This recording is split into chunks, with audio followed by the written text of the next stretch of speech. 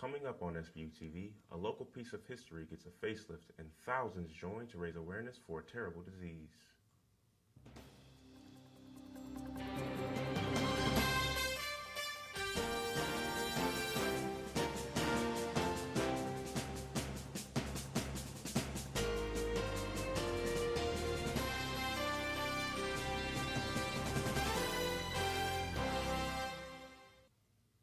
Hello and welcome to SBU TV. I'm Aime Mukendi. And I'm Michael Loffredo. Recently, a new special statue was added to War Veterans Park in Olean. Mike Arena has the story. On August 23, 2014, the city of Olean unveiled a memorial for Louis Zamperini, a former Olympic champion, World War II prisoner of war survivor, and subject of the New York Times best-selling book and upcoming film, Unbroken. Zamperini was born in Olean in 1917 and lived the first 2 years of his life in the city.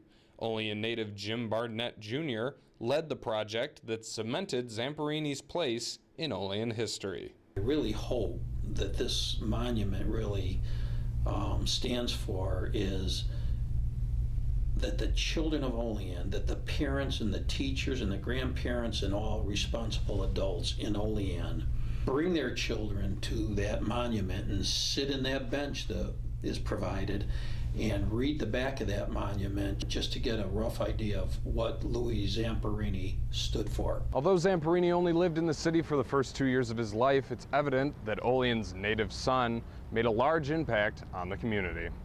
But when the children of today, they have heroes rather than comic book heroes or video game heroes or whatever, that here was a homegrown, at least at birth, a real-life human being that did so much with his life, despite the obstacles.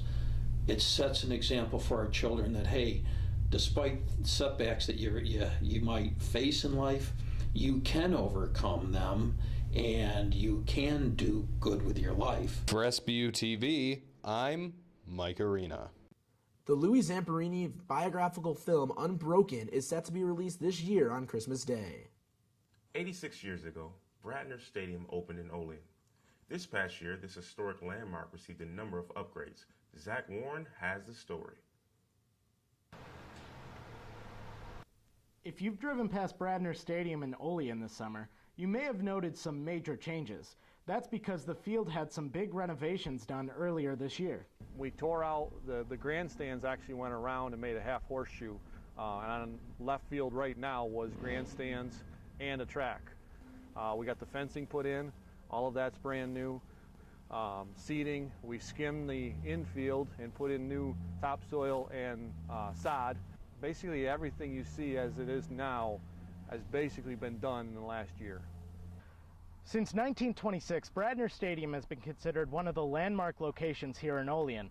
But before the renovations, Tom said conditions were less than ideal. A gentleman actually fell through the wooden bleachers, and that was just the scratching the surface. Despite previously having what he called deplorable conditions, Windus says the community has responded well to the changes. Very positive, very positive. As we talked earlier, the home opener for the Oilers, they had over 2,000 people here. It's a historic value to the community. The community treasures it, whether it be the fireworks, whether it be a baseball game, whether it be the rally in the valley. They can now be proud of it again. For SBU TV, I'm Zach Warren. The renovations at Bradner have totaled nearly $1.5 million so far. If you would like to donate funding for future projects, go to BradnerStadium.com and click the Donate Here tab. Summer for Bonna students is over, which means the Rob Fowl dorm renovations are complete. Matt Moretti has the story. The move to a college dorm is often the most symbolic example of independence for freshmen. At St. Bonaventure University, Falconio Hall and Robinson Hall have served as the new home for incoming students since 1953. In recent years, however, the image of the buildings has been tainted by comments that they are bland, outdated, and unsatisfactory. It was just like a lot of natural dust and mold, maybe, that would just kind of like collect, and you could just tell in the vents that they were kind of old. This past summer, the university embarked on a $7.5 million plan to turn these buildings into something special before the students move in. $7 million to spend in about 14 weeks, and we made it. Although we are still cleaning up some details, we certainly were ready for the move-in. Hardwood floors, flat-screen TVs, and comfy couches give the lounges a new familial atmosphere, and the students love it. Oh, everyone is obsessed with FAL. Nobody wants to move. No, I'm very happy here. The bathrooms are great. Oh my gosh, the bathrooms are so You can nice. lock the door and everything. It's a great time. And they're cleaned. The biggest hit amongst the freshmen appears to be the bathrooms, which provide a private but spacious atmosphere for you to do whatever you need to do. The renovations are a much-needed upgrade for a school struggling with enrollment. We are in competition with other institutions, and we need to be sort of equal to them. You know, they put a lot of money into that, and it's going to show. It's going to bring in a lot of revenue because, you know, sometimes you got to spend money to make money. For SBU TV, I'm Matt Moretti. Renovations on Devereaux Hall are expected to be completed soon as well. What does dumping a bucket of ice water over your head have to do with disease awareness? Mike Bednarowicz has the answer. ALS, also known as Lou Gehrig's disease, impacts the brain and spinal cord, causing progressive paralysis. Former Boston College baseball captain Pete Frates was diagnosed in 2012 with the disease, which has taken from him the ability to speak and walk. But it was his idea, along with friend Corey Griffin, that started the nationwide phenomenon called the Ice Bucket Challenge. The challenge involves pouring a bucket full of ice-cold water over your head or donating money to the ALS Association to create awareness by posting it on social media. The challenge has been accepted by millions around the country, including many Bonaventure students who were happy to take part in the challenge. That's pretty fun. I did it over at in between Rob and Fail, and there's a lot of people watching, laughing, so that was pretty fun. I think it was a very good reason to do the Ice Bucket Challenge. I mean, I would have donated $10 either way, but I don't know, it's kind of an extra bonus. You got to throw ice at your friend. The ALS Association has received over $107 million in ice bucket donations. Woo! Reporting for SBU TV, I'm Mike Bednarowicz. To donate or learn more about ALS, visit www.alsa.org. Club Day was Wednesday here at St. Bonaventure. While clubs welcome new students, many are facing budget cuts. Fred Alvarez has the story. St. Bonaventure University is home to over 70 academic, social, athletic, and culture clubs. Many of these have been in service for years, but notable clubs like MERT, the BV, and the Buzz are needed to stop spending in certain areas to compensate for others. I mean, the biggest change that it's going to make is that we're going from being a weekly paper to bi-weekly. So we're printing every other week. No one's here to blame, to be honest. It's going to be harder, especially with, we carry medications. We carry EpiPens, which are every single bag needs to carry, and they're not cheap. They're very expensive.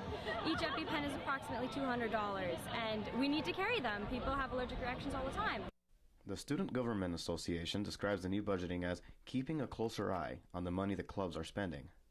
Student enrollment in the past 4 years has gone down, so student activity fees have gone down in turn, and we don't want clubs to think that anyone's getting cut. It's just a matter of us having a better eye on what we're spending your money on. While this change may affect dozens of clubs on campus, some clubs feel like they aren't using any of their funding at all.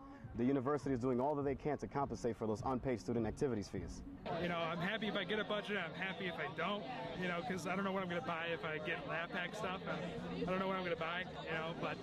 Students, faculty, and staff hope for a higher enrollment, as this would mean better funding not only for clubs, but other areas on campus as well. We want them to know that we're here for them, not push them down, and we want them to run as smoothly as possible with our help. For SBU TV, I'm Fred Alvarez.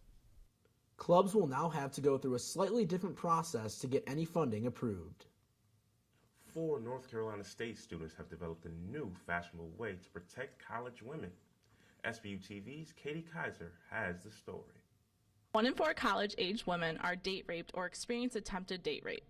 To put that in a Bonaventure perspective, that's about every woman in the senior and junior class. Undercover Colors is a new nail polish created to detect date rape drugs. When the nails are dipped into a drink that has been laced with date rape drugs, such as Rohypnol, otherwise known as roofies, Xanax, and GHB, the nails will change color.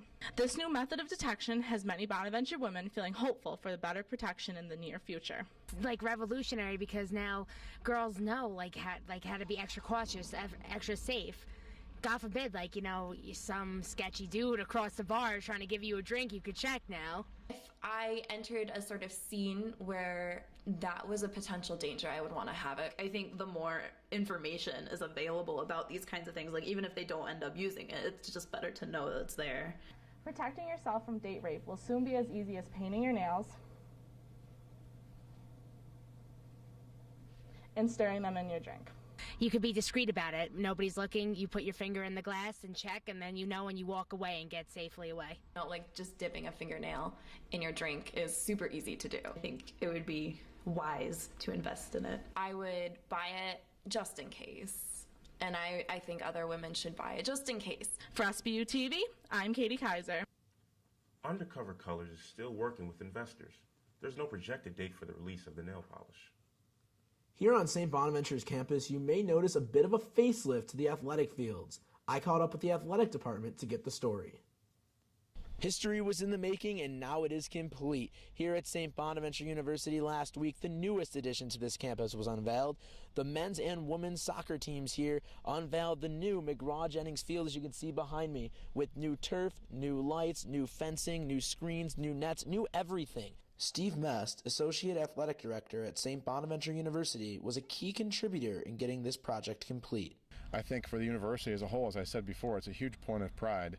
Whether you're a regular student, not an athlete, it's progress that you can visually see on our campus. And to me, that makes a statement about the fact that the university is moving forward, that we're progressive, and that we have facilities that are Atlantic 10 Division I athletic facilities. Players on the Bonnie's women's soccer team are also very excited to get the ball rolling this season on the new state-of-the-art turf. It's nice to be able to pass the ball and not have it going flying whichever direction once you pass it, not knowing where it's going to end up. And it's nice just to know you can also run in, not twist your ankle and stuff like that. So it's nice to have a smooth surface. It's going to be fun to play on all year round. The women's team kicked off Wednesday against Niagara with a 3-1 loss. The men's team followed an exhibition against Binghamton. But well before the weekend was complete, the first victory took place on this field as the Bonnies defeated Canisius by a final score of 2-0. Bonnie's head women's soccer coach, Steve Bradarski, reflected on what it meant to be the first team to win on the new McGraw-Jennings field.